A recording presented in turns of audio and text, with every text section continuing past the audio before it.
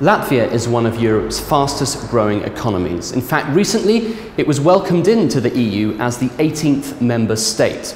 This, of course, means it will change its currency from the Latvian lat to the euro. But what comes next? How stable is the country's economy as it currently stands? And what can it give to Europe being a new member state?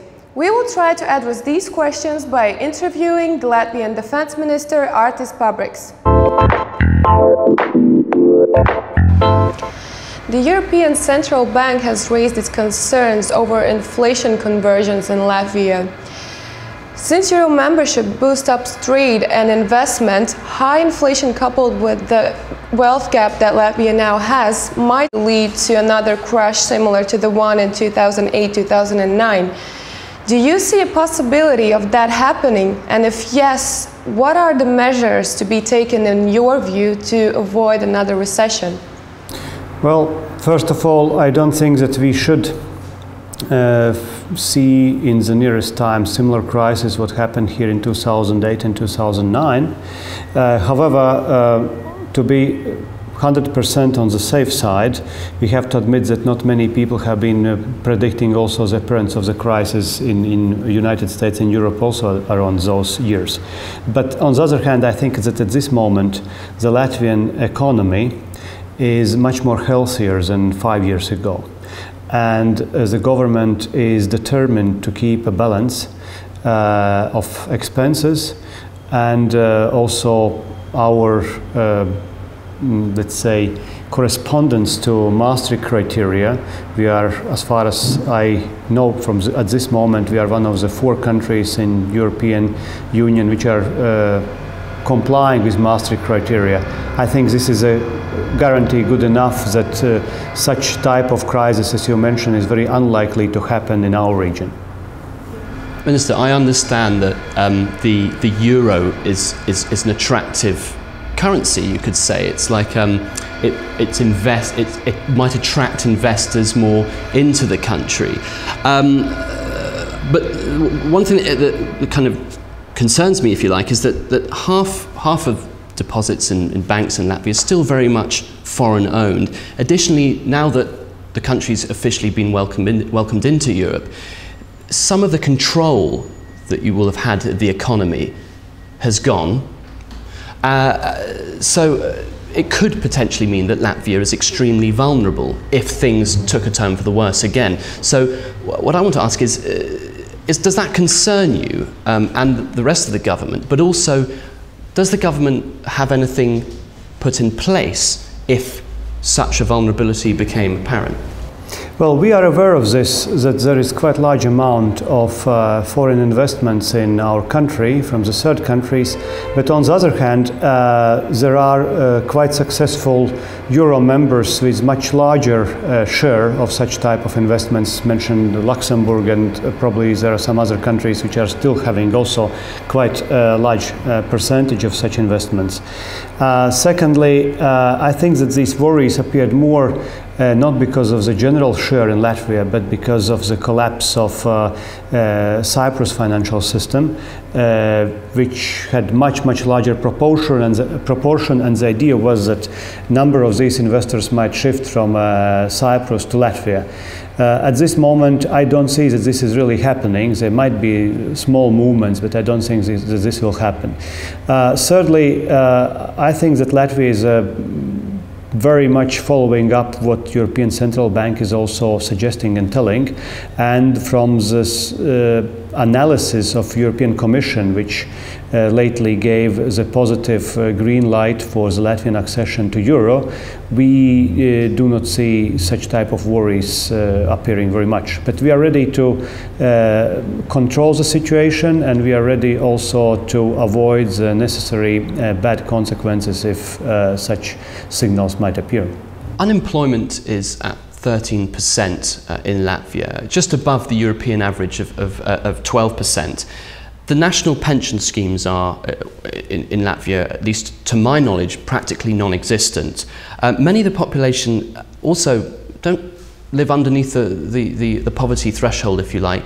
And actually some I've spoken to have said that they're concerned the euro might make their life a lot harder. It would be perhaps more expensive. Now that Latvia is officially the 18th member of the EU, what can Latvia as a country offer the Europe? How could it contribute when so many of its own people are leaving the country because of poverty and finding better opportunities?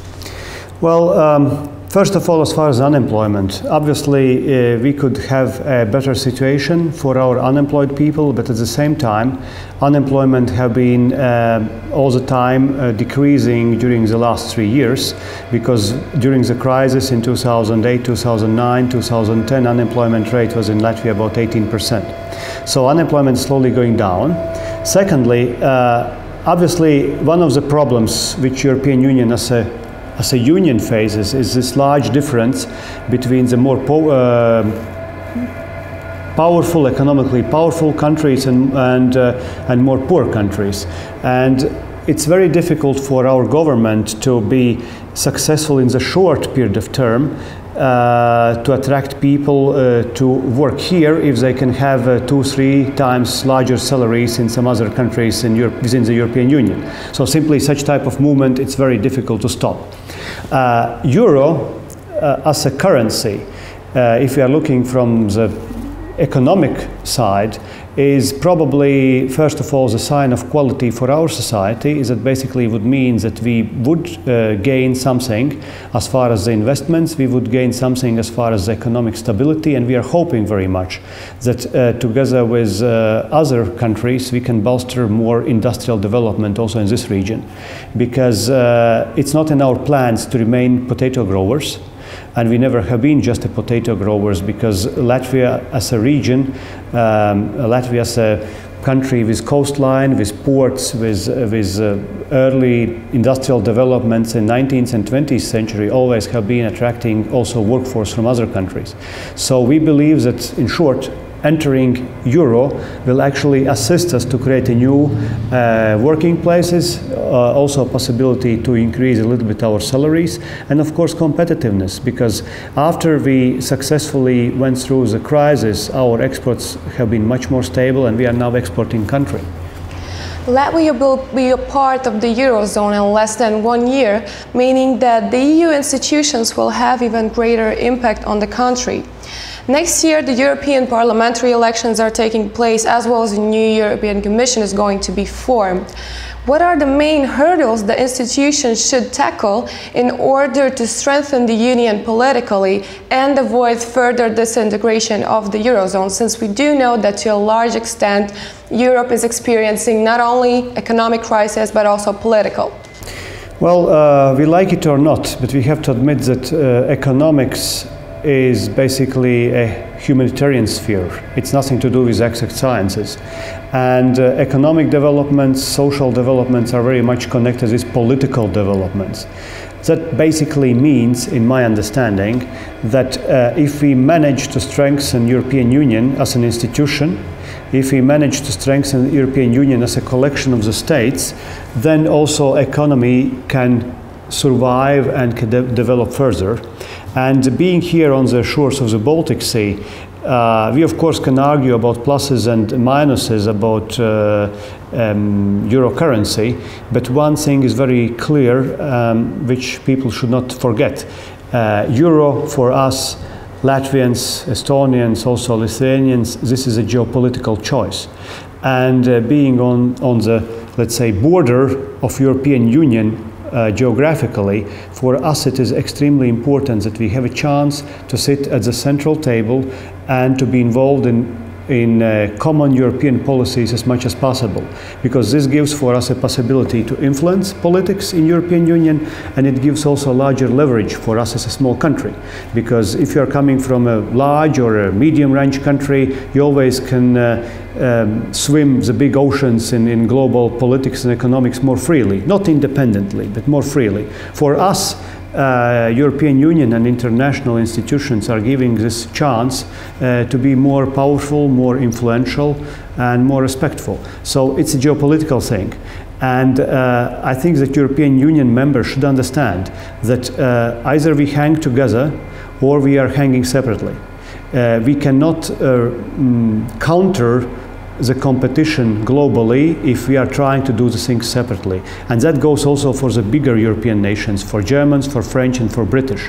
It's of course very nice to, let's say, play with sovereignty and to say that we want to decide ourselves either in Riga, Paris, London or Berlin.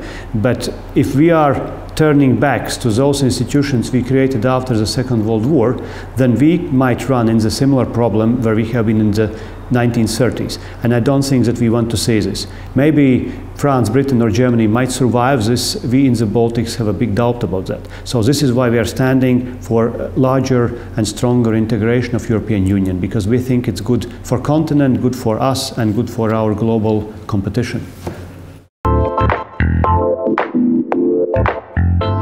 This was the Latvian Defence Minister Artis Pabriks. Of course, to catch more interviews and updates here on Dukascopy TV, stay tuned.